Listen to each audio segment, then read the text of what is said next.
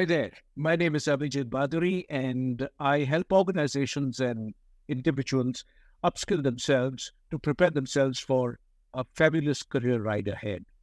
I'm also the author of the book Career 3.0, which I wrote because we need to really rethink our career strategy in a world which is getting upended with a number of different things. Artificial intelligence is one of them, but there are many more factors such as demographics, such as political challenges, such as climate changes. Yes, all these things also impact careers. But the purpose of this podcast was to actually talk to you about the many, many different ways in which careers can unfold, some of which is planned, but a lot of it is unplanned. This is really why I'm going to ask you a little quiz question, which is that imagine that you are meeting a person who had a low GPA in high school, whose GPA is 1.9 out of 4. So that's a really low score. And then you kind of think that the person is going to improve, and the person that does improve and makes it to a 2.1 in the graduation time. Where do you think this person will end up? And then just to give you a perspective, the person actually delivered pizzas. So that's a hint for you. And the person delivered pizzas at Stanford. And where do you think the person ended up? Well, the person ended up at Stanford, and just before that, he taught organizational behavior at University of Michigan to the undergraduate students. And then while at Stanford, actually was involved in three very interesting projects. One is the Stanford Tech Ventures program, actually was the co-founder of the design school there, and Center for Work, Technology, and Organizations. And my friends, I am delighted to bring to you the legendary one and only Bob Sutton. I don't think I've ever quite been introduced like that. I mean, Gene, it's great to talk to you, and I think so.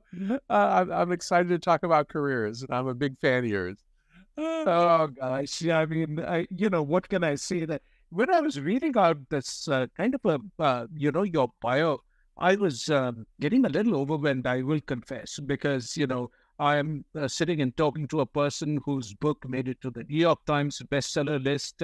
And of course, all the things that you've done, 7 books and an amazing career journey when you were growing up. Where were you growing up, and what did you want to be when somebody would have asked you that question? I think nobody asked me that question. Like whether I'd be like a firefighter or something when I was younger. Probably what I really wanted to be, and I wasn't good enough, frankly, was to race sailboats professionally. I have many excuses for and explanations for my low GPA. But one of them was I would just spend so much time racing sort of small sailboats. And some of my friends, one named John Bertrand, went ahead to have careers where they'd win, Olympic medals and world championships, and they were supported to race sailboats professionally, mostly by very wealthy people. But I wasn't good enough. I was kind of good enough that they expected to beat me, but they had to work a little bit at it, is the way I would describe it. But I didn't really have any ambitions. My assumption and my family's assumption was I was going to go into my father's business, What was that about? He was a defense subcontractor. There used to be a lot of Navy ships in the San Francisco Bay Area. And so I spent them, in addition to the pizza job, I'd spend a little time working on U.S. Navy ships and helping my dad. Thank goodness I didn't go to work with my dad. My dad and I did not get along that well. And he was not that good of a business person. He kept going out of business in businesses too. The assumption was I was going to go into the family business. In this college was sort of like a silly thing. And in my family, there was, until my generation, hardly anybody graduated from high school. We're sort of entrepreneurs, people in restaurants, jewelry stores.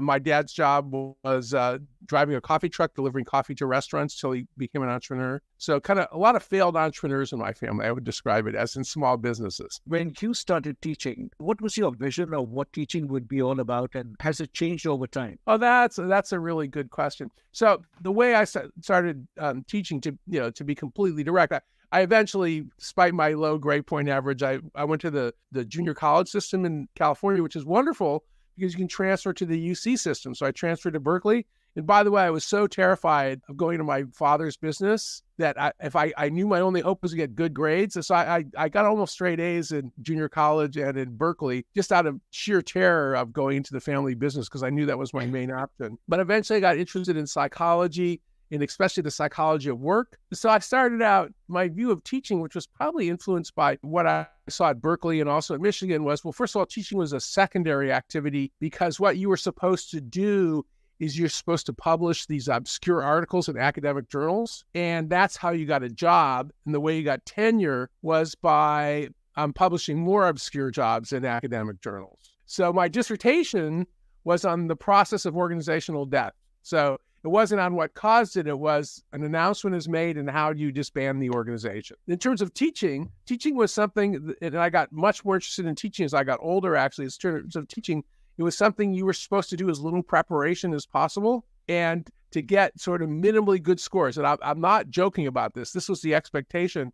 And after my third year at Stanford, and I had a very strong research record because I published a lot of my articles in prestigious journals, and my department chair at one point told me he was worried that my teaching evaluations were too high and suggested I slack off a little bit. It's not like this at Harvard Business School, but at real publisher Paris schools like Stanford, you can get this message. It was like, your teaching evaluations are so high, they might think that you can't do research either. And it will be easier for me to present your papers if your teaching evaluations are a little worse. Wow. It's different at really heavy teaching schools. Like at Harvard Business School, if you can't teach, you don't make it past your third or fourth year. At Stanford, they express a lot of concern, but if your research is really good, you probably get tenure anyways in most departments. I might get in trouble for this, but I have academic freedom and I'm allowed to say this stuff. So how my teaching has changed, I don't think it's gotten worse, although maybe some people will tell you it has. The way it has changed is that over the years, I used to just think that my job was to be the smartest person in the room and deliver material, and to tell them about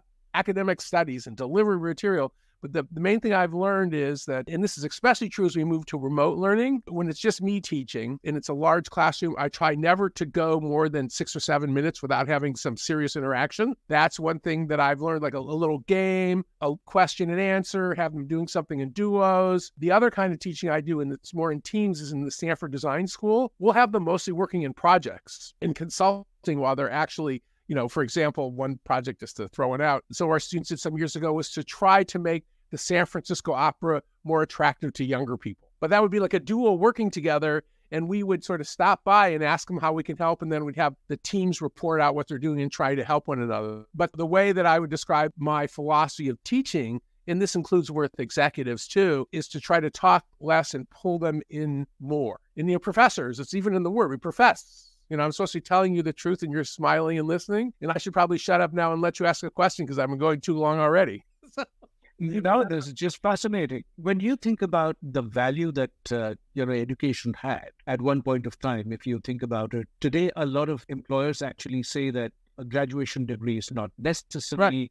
You can get a couple of credits. And do you think that's a temporary phase? Do you think it's going to be here to stay? A couple of comments about that. First of all, yeah, I think that you can be enormously successful without getting a graduate degree. And I've had so many students over the years who are known of them who are great dropouts of Stanford. Elizabeth Holmes tends to get all the credit. There's even the show, The Dropout, about her. But if you go down the list of people who dropped out of Stanford, it's pretty impressive. And I'll start with one guy, and I won't use his name, but so he was my advisee 2 years ago for one session, undergraduate advisee. He had a 4.0 grade point average, hard classes, and his goal was not to graduate. That was his goal. I've never had a student with a 4.0 whose goal was his goal was to get graduated by the National Football League in the first round. And he did, and he's a starter in a football team. So he's reached his goal. Maybe he'll come back and get his degree. And then Steve Wozniak, he dropped out of Berkeley's computer science department, and he went back, you probably know this story, under the pseudonym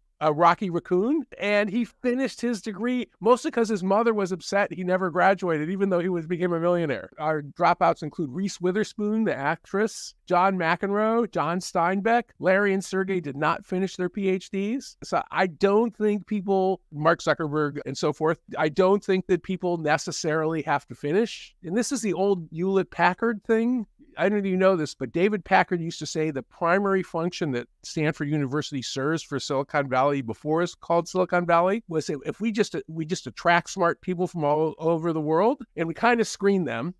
Somebody with a GPA like me is not going to get in. We screen them, And then they come here and they want to stay in California because the weather's so good. His argument is that that alone was a valuable function that the School of Engineering at Stanford provided to Hewlett-Packard, even if we taught them nothing, because they create the networks and they get in the right place. So I do think that we actually teach them useful stuff. I'm not going to say we don't teach them useful stuff. Just right now, for example, and this is not my area, all people do is talk about algorithms. Like, this is a new topic. Stanford Computer Science Department, they've been doing algorithms pretty much as long as I've been there, 40 years. And then the way that algorithms are going to change the nature of work. I've got a colleague, Melissa Valentine. She's been studying that for 8 or 9 years. Another one, she's now a PhD student who's now at Harvard Business School, Sadal Neely. She's been studying that, variations of that, for 15 or 20 years. I think that they can actually teach us stuff because they're doing fundamental research. And also, all of them happen to be good teachers, too, in the classroom. So I think there's some hope. I don't know whether everybody has to take every class and get the actual degree and everything. That said, let's take people like Mark Zuckerberg and folks like that. For their children, they want their children to go to the most prestigious universities and to finish. I've never met any of these dropout people who don't want their children to finish. So I always think that's a good test. You've seen a lot of entrepreneurs. You've been teaching a bunch of them, and you've seen this whole world open up and become far more mainstream than what it was a couple of years ago, certainly. When you think about this, what has been the most spectacular factor that people don't think about when they are making choices about their career? Boy, that's interesting because for entrepreneurs, in some ways, they're kind of like a different animal. There's the ones who, let's just say they want to work for McKinsey or Bain or Google or Microsoft.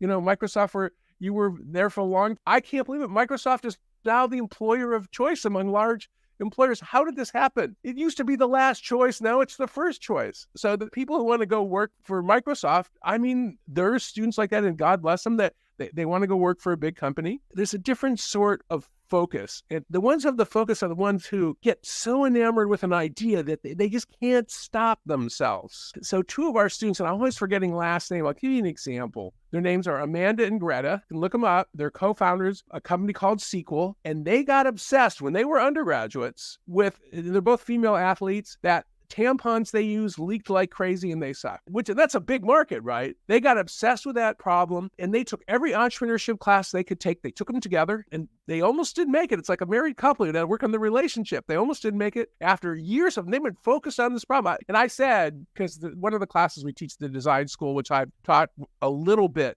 is called Launchpad. And in Launchpad, it's hardcore. You have to have a rough prototype of a product in 6 weeks. This is like a tough class. And a lot of students fail and a lot of companies have come out of it. So they were veterans of that. And so now, what is it? They've only been out of Stanford 3 or 4 years. They got $5 million in venture capital. They just got FDA approval for their product. But they've got this focus on doing this thing. And sometimes it fails and they go to work for a big company. But to me, and they also don't quite like being told what to do by authority figures too. Kind of look for that a little bit. They kind of want to be the authority figure. And you've had a lot of experience with this too, but it's the sense of inner drive and sort of focus. And it's not so different than that football player that I was talking about. He knew what he wanted. So those are some of the things I think of. And then there's also a secondary part. When you get somebody, and Zuckerberg would have been an example actually, in the founders of Instagram too, what happened is they leave and then they take the early followers with them. And in terms of career choice, that's a different sort of thing, isn't it? It's like the person who starts the company and then they hire their initial group of friends. That's how IDEO was started, for example, by David Kelly. He left and then he hired sort of his 3 or 4 favorite friends from Stanford, and that's how they started too. So that's another career strategy that you kind of follow in your friend who is a founder. When it comes to your own career, you kind of said you could either be an individual contributor and have the autonomy, yes, like a professor does, or you could actually be somebody with influence like an executive does. It comes with a lot of responsibility and a fair bit of guilt. Talk to us a little about that. Oh boy, there's a lot in that question. Let's separate 2 things, okay? When I was a 2nd or 3rd year academic, a very famous, now dead organizational theorist, James March, told me you can have freedom or you can have influence, but you don't have both. So he'd been a dean before and he'd been Jim March, and he was much happier not having it. And even worse than that, academia, again, This is the way you get tenure as a tenure track professor. So this is a career strategy I'm not sure you've heard before. I had just gotten my job from Stanford, and I'm in line at this research institute called the Institute for Social Research. And behind me is a quite famous psychologist. His name is Robert Zients. He was actually head of the institute at that point. He was in his 60s. He said, "So Bob, I hear you got a job at Stanford." He said, "Yeah." He said, "Let me give you some career advice." He said, "What you do is your second year, not your first. Your second year, you take a really visible administrative job, and then you screw it up as much as you possibly can." So what are you talking about? And he said, "Well, because nobody is ever denied tenure for being a bad administrator. And if they figure out you're a good administrator, what they do is they give you even more administrative work, and it reduces your chances of getting tenure." So that's my advice to you, is to get a visible administrative job and screw it up. Now, one thing I would say is I was lucky, and this is not true of many academics. I was lucky to have department chairs who thought that they shouldn't give me any administrative jobs till I got tenure. So I was actually protected from that. So that's sort of an interesting strategy. But I think the way that this, if I would, sort of replay in my own mind, my strategy is I have rarely been in charge of things. Well, I've been called co-director of this and that over the years. I've never been department chair. But my strategy, and we were talking this, it comes from this book, Orbiting the Giant Hairball, which I recommend to your viewers and listeners. It's by a guy named Gordon McKenzie. He was the creative paradox at Hallmark Cards. That was his job. His theory was the way you want to deal with bureaucracy is if you're completely out of touch with it, you can't learn anything, you can't contribute anything, and you have no influence at all. But if you're in the absolute middle of the hairball, and if your office is next to the CEO, you go to the big meetings and everything, you're so focused that it's really hard to see out of the natural group think and inner focus that comes from all organizations. So his perspective is what you should do is you should be away from the hairball most of the time. Then you should drop in intermittently, both to get new ideas and to deposit your ideas, and then you should go back into orbit around the hairball. And the orbiting the analogy is sort of interesting because it's not like you're completely detached, and it's not like you're wrapped in the hairball. And for other people, this is not the right strategy. But for me, in the organizations you describe, groups that you describe founding, so there was a point that I'll focus on the Stanford D School or design school. There's multiple co-founders. I would be listed as a co-founder, but it's really David Kelly. It's Snow White and the Seven Dwarves, and I'm one of the dwarves. And there was a point where David, he was then CEO of IDEO too. He kind of bring a group of us to IDEO, and he kind of give us wine and food about once every 2 weeks. And he had this crazy idea. I even have it on my hard disk, David Kelly's dream. And he kept talking about that we were going to have this school where it was creativity thinking and all this sort of stuff. And spread design thinking, and it's because David's so much fun and he's so charismatic. And he'd go to the dean and he'd make these really vague, terrible pitches. But then one day he came back with $35 million from this guy named Hasso Plattner, and it was like, like the dog that catches the car, that chases the car. We actually had to do something. In the D School turns out to be a very important part of Stanford, has taught thousands of students, and now actually is overseeing our design majors officially and everything. Probably the total fundraising is up to $100 million or so. He's raised more money. But that's a case where I helped in the beginning, and kind of by year 3 or 4, it started, God love them, I love those people, it started turning into more of a bureaucracy. It started turning into a hairball, and the hairball starts growing around you. And then I started getting involved in other hairballs. So it's not like I still teaching the Stanford D School a little bit, but the idea of going in every day, nah, it's just another bureaucratic unit at Stanford that is doing great work, but it's too predictable. So as a career strategy, I think I'm more of a hairball sort. I'm better as an outsider than an insider. You have just recently written a book I'm a big fan of, which is called The Friction Project. Yeah.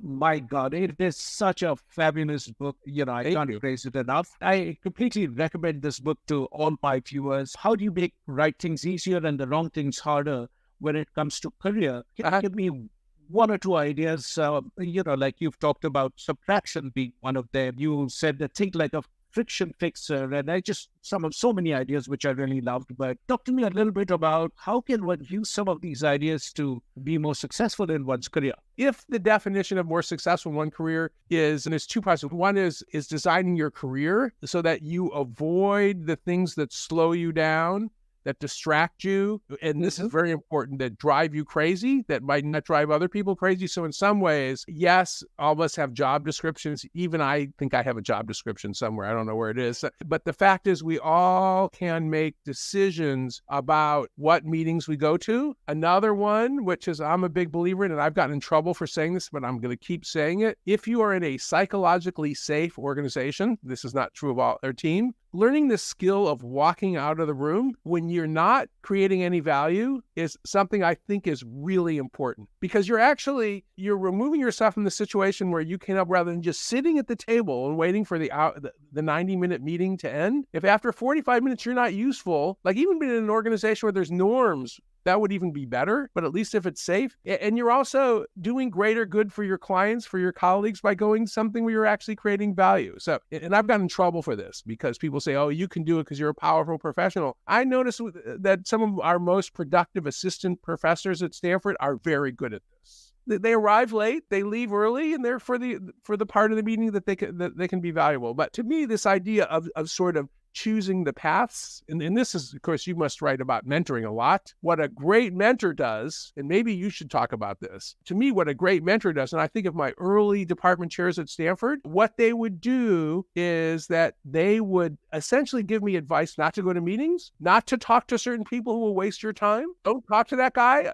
He's really fun. He's really entertaining, but he's just going to waste your time. Where to get resources? Who can help you? So to me, I guess this is mentoring, but you're designing your own life and having a trail guide who can help you through the system. Sometimes those are formal and informal mentors, but I do think that's where I was lucky early in my career, was I had mentors who would guide me to the path, if you will, the path of least resistance. The other side, and I'll do this just briefly, is one of the things, and this is empirical, there are certain things in life that should be hard and slow, and if you're going to be successful, the reason you want to get rid of all that bad friction is so you have the time required to do excellent work and not doing sloppy work. Probably my favorite story in the book, which is, believe it or not, from the Harvard Business Review, was when the Harvard Business Review interviewed the comedian and star of Seinfeld, Jerry Seinfeld. They asked him if McKinsey could have helped him make his creative process more efficient. And he said, no, the right way is the hard way. Good, hard creativity is fundamentally inefficient. And if you look at the evidence about what it takes to be creative, you fail more, you end up arguing with people, things are constantly going wrong, and that's when you're doing it right. And that's what you should save your frustration for. And I'll end with just one study, and this came out since our book was published. So it's an interesting study. These fMRI, where they do the brain scan type things, and they gave people different difficulties of problems, and they also measured their IQs. And what they found out was people who had the highest IQs solved simple problems faster. That's not a surprise. But people who had higher IQs solved complex problems slower, but they solved them better. And these fMRI things are just kind of the different parts of our brains. They would wait for the different parts of the brain to connect so they'd sort of understand the whole problem. I mean, we can get into sort of the organizational context, but my argument and Huggy's argument about friction is the reason it's so important to remove the stuff that should be in the way and waste your time and distracts you. The meetings, the emails, the endless stupid projects that you never should have gotten on in the first place. The CEO's pet project is my favorite thing. Design thinking, which I'm part of, sometimes it's really stupid to get involved in a design thinking project. It's so you can have the time to do the stuff that's really hard. And one other thing that I would say is time consuming, and I'm curious what you think about, is that and there's empirical support for this too, when I think of the most satisfying and most impactful relationships I've had, and then when I look at the empirical literature, it's not the quick, easy flash teams where you get together once with strangers you've never met before. It's long-term relationships you have with people where you slowly develop your work style, you figure out who's good at what, who's bad at what, and develop that mutual trust. That is not an efficient process. And that's the kind of thing that you, instead of, wasting time on irrelevant meetings and the CEO's pet project, that's where you might want to focus your energy. The reason you get rid of bad friction is so you can focus on what should be hard in life. And do you think it becomes easier to do this online? Is it better done in person? Ooh, well, the online thing, so there's good Microsoft data about this, that what happened when the pandemic hit and people focused online, what what they tended to do, so when they put it, their weak ties tended to fall away. So people had strong ties, they tended to interact even more, but the people that you just run into occasionally, there'd be less interaction with them. So at least based on those studies, which is quite large scale studies, hundreds of thousands of people they studied, that the risk there for online is you're going to just spend your time hanging out with people you already know and perhaps making those relationships even stronger. But in terms of online, I just think everything with online is both more efficient and it takes kind of more discipline because you have to schedule everything. Things don't happen accidentally. So that and in some ways, that's the serendipity is really what triggers creativity in my view. So I'm also a big fan of those serendipitous meetings, and I think I get more out of it personally. But then potentially that's not how a lot of people think. So we'll come to that. Well, so I have a question for you. So since we both have struggled with the online, in some ways I like the online work because it's just like, It's efficient. It's efficient, and then I'm kind of an introvert, and it's really easy to leave, press the button to walk out of the room, and boom, so I got to go. So one of the things that I've tried to do, and I'd say with mixed success, probably influenced by the weak ties literature, is a lot of us get invited to meetings where there's strangers, online meetings, and I try to go to a few of them a week where I don't know anybody or there's people I don't know very well. And in some ways, that should be a counterforce to the online problems. But so that's one solution. And the other thing I would say, that you may have this as well, I have quite a few people. I would say even my travel agent and the person who's actually helping me promote this book, Nina Nicolino is her name, I probably had 1,000 interactions with her in the last 4 months. I know her much better than people I've had many in-person meetings for. So it is possible. But boy, I wonder what the evidence is about this, because it's, in any event, the cat is out of the bag. It's not going to end. My colleague, remote Sutton Business School, says if you look at the evidence, you may not like the remote work revolution, but it has happened. Yes, absolutely. I think so too. I'm going to sort of switch to another book of yours, which really caught the imagination of the people. It went into the New York Times bestseller list, and you have lots of fans. Which one am I talking about? For better and worse, I've got a friend, Lenny Mendonça, who he was a senior director at McKinsey for years, and I did all the presentations for Lenny, and Lenny always introduced me the same. He said, no matter what Bob does, and he described some of the other stuff I've done, no matter how hard he tries, he's always going to be known as the asshole guy. And that's just my fate in life. And yes, this book has sold more than all my other books combined, and it's just the way that it's going to be. So I accept it as my fate. I did it to myself. And it's such a brilliant book, so simple. The idea is so instinctively appealing, and it's about the no asshole rule. I want to seek advice from you, because all of us have, and I have had my share too in abundance of meeting the A guys at work. How do you deal with your manager who is really that proverbial asshole? Oh gosh. I mean, I got asked this question so much. So I thought when I wrote this book, The No Asshole World, I thought it was about building organizational culture. There's only one chapter about how to deal with assholes in it. So it's mostly about leadership and culture. But after getting 8,000 emails with basically the same question that you just asked, I've got an asshole boss, what do I do? That I wrote the Asshole Survival Guide, which didn't sell particularly well, but I tried to think about it. And to me, in some ways, it's the old distinction between exit, voice, and loyalty. And you've kind of got to do a human calculation, which is that we all get in situations we can't escape from, which are temporary or permanent. And if you're just sort of stuck there, you've got to develop the mindset, I hate to say this, to toughen yourself up. In Exhibit 1, would be one of the heroes of the Asshole Survival Guide, and a friend of mine, Becky Margiotta. She went to West Point, was a relatively early woman at West Point. She's about 4'11", and she said that probably about 3 times a week she would have an upperclassman with their nose an inch from her face, like nose to nose, screaming at her for things like she would be asked to memorize all of the headlines in the New York Times that day, and she'd get one wrong. And and this is just the hazing, right? That's the hazing for West Point cadets, plebes. And she said her coping technique was to view them as comedians. The nastier they were, the funnier they seemed to her. And she said she would mostly get in trouble for giggling accidentally while she was being screamed at instead of sort of falling apart. She said that's what I tend to get in trouble for. And she made it through. She became captain and had a successful career. So, or the classic way to do it is, they call this temporal distancing. When you're going through something difficult, imagine that you're in the future and you're looking back on it. It won't seem so bad. But it's kind of like doing self-cognitive behavioral therapy. And we all have to, sort of like when you're on a bad airplane flight and you're in the middle seat and it's just horrible, you kind of say, it'll be over. I look back and it won't seem so bad. The next thing is just to leave. And I'm a big believer in quitting, by the way. This is something like people talk about quiet quitting and everything. I don't care what you call it. If you're like in a situation where they're treating you like shit, and quiet quitting, I'm kind of confused why this is supposed to be a new concept, because as long as I've known about the workplaces, when there's a toxic person, we've all been incredibly skilled at avoiding that person. Like, you don't invite them to meetings. You don't go to the meetings that they're at. This is just the way life has been. If it's your boss, well, you put in less effort. The evidence that bosses who treat their employees like dirt get less out of them. This has been known for 60 years by Gallup. I don't know, 50 years. So there's quitting. And then the last way is to fight back. And I've got very clear guidelines about when you should fight back, which is that if you're going to fight back and you don't have any power in the situation, you're going to probably get squished like a bug and you're probably going to lose. You're probably better off just leaving or hiding from your boss or something. But if you're going to fight back, first thing you got to do is to document. The second thing you need to do is have allies. And the third thing you need to do is to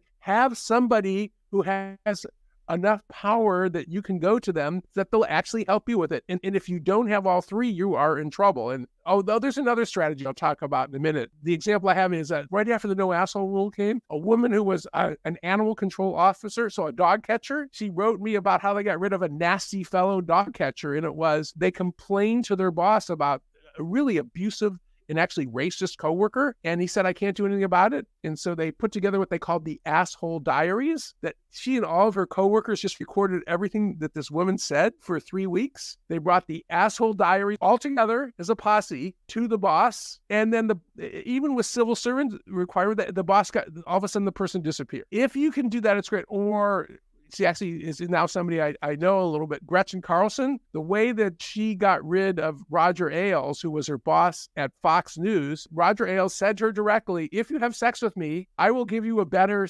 hour on TV. But she had a tape recorded. And it's in the state of New York. It's against the law in like California to record your boss without their permission. But in New York, which is one party consent, she got that. So there are ways to fight back. So those are the three main ways. It's, get out of there, suck it up and deal with it somehow, or put together a posse and fight back. There is a fourth way, which works with some bosses. There's a bunch of evidence that people who leave others feeling terrible, they lack awareness. We as human beings are not very aware of how others see us. There are some situations where if you gently go to your boss and give them the feedback, there are some situations where it actually works. Especially, and this is a distinction I hadn't made, we're mostly talking about certified assholes. That's what we call them in the book. These are people who are time and again assholes. All of us under the wrong conditions can be nasty, unpleasant people. And psychologists are very good at creating situations that turn us into jerks. When we're in a hurry, when we're tired, when we're around a bunch of nasty people, most of us humans become nasty. So there's also the temporary type assholes. And that might be the best way to give the feedback to your certified asshole boss, is to say, I know you're not usually like this, but we've been seeing these behaviors lately.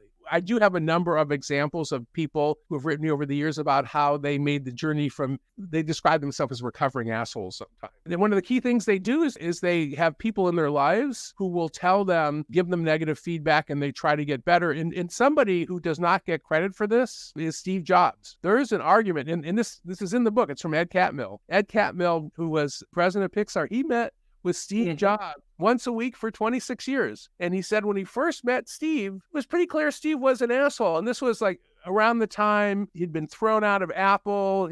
Next wasn't going very well. And when he was young, he was really a jerk. And the sign was, and this is Ed's report, that as Steve got older and he went through sort of like the dark years, and then he came back to Apple, I mean, he still could be tough, but he became a better person. And also that was one of the key things that Steve's board did to help him. So what's the name of the $1 trillion coach? How can I forget his name? Campbell. That's it. Campbell. Yeah. So Campbell, who was on his board, that was one of the things that Steve would go for a walk with Campbell every Sunday and they'd talk about things. And that was one of the people who made Steve a nicer person. Bill Campbell. Bill Campbell. How can I forget his name? Bill Campbell. I met him a couple of times. Talk about mentoring. Your audience doesn't know. Bill was mentor to Jobs. He was mentor to the Google people, like just in Silicon Valley, known as a $1 trillion coach. And he would mostly not charge people either. So Bill Campbell was one of the key people who helped Jobs become a better person and less of a jerk. And that's one thing that really did not like the Walter Isaacson biography. This is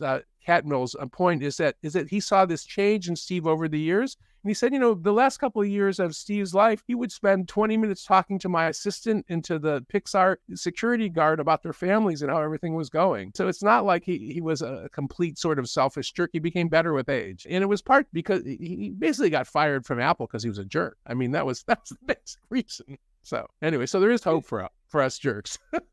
Does a setback, a temporary setback or permanent setback, does that really change personality? What happened with Steve, I think it may depend on the person, and this is a career thing, is that if you have a setback and you only blame other people and you don't change the people you're hanging out with, if you look at your friends and the people you spend time with, it's a pretty good indication of probably what your values are. If you have a setback in life, to me, those are the two things that I think of, which is, am I learning from it and am I taking responsibility? And the other part about it, this happens to all of us temporarily, is that some people get depressed. So it's okay to get depressed temporarily. We're all just human. But I do say this to my friends, and this is, mental health is a big issue these days, finally, is that if you're going through one of those periods, it's great to have an executive coach, but sometimes a therapist is even better. With the pandemic, a lot of my friends are in human resources, and boy, being a CHRO of a big company is really hard. You think about what happened with the pandemic. First, you had to shift everybody to remote work almost in minutes, it seemed like, right? Then all these companies hired like crazy. Then they did a bunch of layoffs. And this is like successful companies. This is almost everybody but Apple. Well, if you're head of HR, first you got to shift everybody to remote work. Then you're hiring like crazy. And then you realize you've hired too many people, and then you're doing the layoffs. So whether or not these were smart things or not, HR is at the tip of the spear of doing it all. And now having all of the issue with Palestine versus Israel, that's a whole nother, regardless of where one is on that politically. If you're in HR, that's a really difficult perspective from a policy standpoint, not to mention the social justice movement. I mean, it's really difficult being in HR. So my friends who are in HR are largely burned out and depressed. And in a couple cases, they've said, well, do you know a good coach? And I was like, don't you have a better list of executive coaches than I do? And I start talking to them about therapists. And a lot of them have never been to a therapist. And I think the mental health thing is real. And the amount of pressure that people feel in business is something that it's very important to have good therapists. You've had a chance to read the early stages of my book, Career 3.0. Yes. What skill do you think really appealed to you in that? Learning what you've not been taught before was the one that you commented about last time. So I was just wondering, what is your strategy to learn? How do you learn stuff that you don't know about? So an AI is a great example. So the way that I learn stuff that I don't know anything about is that I try to make friends with people who are smarter than I am. That's one way. So I said for 6 months, this AI stuff, I'm not going to write anything. I'm not going to put my name on it. Well, there's a woman named Rebecca Hines who she's featured in the book. She's actually she's head of the Work Innovation Lab at Asana. I've known her since she was an undergrad. And we may actually write something on AI because she's teaching me stuff. So that's one way, is to find smarter people than you and have them teach you. The other way, which is the old trick that they say in academia, which I'm not sure this is a good idea for brain surgery, but it might not be so bad for something like leadership, which is that the best way to learn about something is to teach it. I think that's how I learned design thinking. And I think I did both. I would hang out with people like David Kelly, who are much better design thinkers than I am. And then when you try to teach it, that's a good way to sort of learn stuff. Statistics would be an example. I think that's how I learned statistics, was I was a statistics course assistant for one term. And boy, I got a lot better at statistics by trying to have to answer the questions. And then the other one is just, of course, to fail a lot. That's growth mindset stuff. One of my favorite PhD students ever, Liz Gerber, she's now a full professor at Northwestern. She had a philosophy that every quarter she would take a class in something she was completely incompetent at. So one term it was windsurfing, another term it was improv, another term it was singing. And this is when she was a PhD student, and she continued doing it after she had a kid too. She said for her mental health, essentially she always had to be a beginner or a rookie at something, because that's how she developed as a person. And I think that takes she's a quite courageous person. Kind of like that strategy too, is to always be doing something that you're incompetent at. That's kind of cool. That's growth mindset. In your own career, what are some of the choices you made which you think were turned out to be great, and stuff that didn't turn out to be so great? Yeah, I've made so many mistakes, it's ridiculous. But if I would pick the most instructive mistake that I made, even though I talked about my biography that I was delivering pizzas at Stanford and now a professor at Stanford. In between, I went to Berkeley. I was a Berkeley undergraduate, and I loved Berkeley. I'm very loyal to Berkeley still. And I was only there about 3 years, but Berkeley's a tough place, but I got a lot of great mentoring there. I really had a wonderful time at UC Berkeley, and it's what directed me to get to my PhD at Michigan. And so I really wanted to be a Berkeley professor. And I made great friends with the faculty at the Haas Business School. And I actually got hired when I was a full professor to reach my dream and to go to the Haas Business School and to leave Stanford. And by the way, even though Stanford probably has higher salary scales than Berkeley does because it's a public school, Berkeley pays pretty well. And business schools pay more than engineering schools. I went to Berkeley for about a 35% raise, too. So I went there. I was all excited. Well, I got there, and I was not having any fun. It was culturally, I don't want to be too nasty, but culturally, it was a much colder, less supportive place. And the people in my field were great. And by the way, I should have known that Berkeley is a very competitive place where, not to bring up the old Microsoft with the guns pointing at each other, but Berkeley was like that as a school. I mean, it was like everybody would treat everybody as sort of like their enemy, and they were out to get them. And my late father-in-law, who'd been provost there for 8 years, before he accepted the job, said, remember what it's like at Berkeley? And he said, and remember, people especially hate the business school. Because he said, the way he pointed out was that there are a whole bunch of people who are opposed to capitalism, and it represents capitalism. And even worse than that is that people in the sciences, the Nobel Prize winners, did not like the fact that the Berkeley Business School professors are getting paid more than the Nobel Prize winners. And I was even asked that. Why is your salary more than some of the Nobel Prize winners? And my answer was market conditions. Oh, this is the other thing, only in academia. I actually didn't have to quit Stanford for a year. I was a tenured faculty member at both Berkeley and Stanford for a year. So it'd be like you could be an executive at Microsoft and Google. And actually there was a quarter I got paid by both too. Just because of the way that things work. My provost at the time was one Condi Rice, who eventually became the Secretary of State, who was just as tough as a provost. And I said, Condi, do I get a year to decide? She said, no, you get 6 months. By January 1st, you have to decide. It was actually about 5 months. I knew it wasn't the right place for me, and I went back. And so as John Hennessy, who eventually became our university president, said to me, you're the only faculty member I ever know who came back to Stanford for a $30,000 pay cut, which I did. And so I learned all these things. One of the things that I learned is since then is, I do this for consulting gigs, but to pay no attention to my salary and to just focus on what makes me happy, and whatever my salary is. I'm fortunate to have enough money to live as well as I need to live. That's not true of everybody in America, but for me, I actually make enough money. And so 2 things I did there was to focus on the intrinsics of the job. And then the other thing, and I'm not sure this is the career advice you give, I've learned that my worst self is when I engage in social comparison, that person has more than me and I feel jealous. And my best self is when I just think that I have enough and am happy for people who have as much or more than me. Even when I don't like them, I try to be happy for them. But I managed to feel happy for people you don't like. I wouldn't exactly say that I'm always successful at this. But I do try to remind myself that there are other people in life who love them and appreciate them. And that's just sort of my problem with them. And I mentioned my late father-in-law, who was quite a character. One of his retirement parties, I think I went to 2 or 3 of them. He kept retiring from things. This was the Cal one. He gave this great speech, which was that he said, I have a long list of friends and a short list of enemies, and I'm equally proud of both lists, which is kind of what I tried to think of at Stanford. At least I hope my list of enemies is short. But one thing that I've sort of learned is that almost everybody in my life who I've disliked has many people who love them and do things in a way that they are loved. And that's one of the problems with the term assholes, is that there are people who, in my mind, are certified assholes, but there's other people in their life who don't necessarily agree with that either. So I try to think about how subjective things are. And I fail at that sometimes. Sometimes I just pissed off and I say, those assholes are terrible, but I really don't want anything bad to happen to people because I know that they're loved and there's people who care about them. At least that's what my best self says to myself. My worst self can go to the dark place. Bob, thank you so very much. I just want to once again talk about what a fabulous book you've written. And I know that this is something that you totally enjoy doing. You describe yourself as a writer first, and that you really enjoyed the act of writing, rewriting, just refining your thoughts and ideas. And more power to you. I hope that we will get a chance to read much, much more and see a lot of your spectacular work come to life.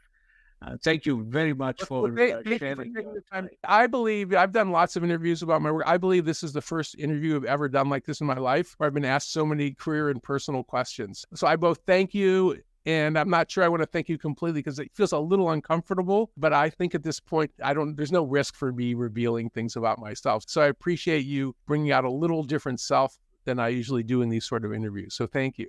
Thank you so very much. And I so appreciate your doing this.